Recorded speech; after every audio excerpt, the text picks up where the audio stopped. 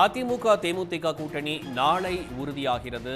பாஜகவுடன் பாமக சென்ற நிலையில் தேமுதிகவுக்கு கூடுதல் தொகுதிகளை ஒதுக்க அதிமுக முன்வந்திருப்பதாக தகவல் வெளியாகியுள்ளது. தேமுதிகவுக்கு 4 அல்லது 5 தொகுதிகள் வரை அதிமுக ஒதுக்க உள்ளதாகவும் தகவல் வெளியாகியுள்ளது. கூடுதல் விவரங்களோடு இணைகிறார் செய்தியாளர் குணசேகரன். குணசேகரன், விரிவாக நீங்க பதில் சொல்லலாம்.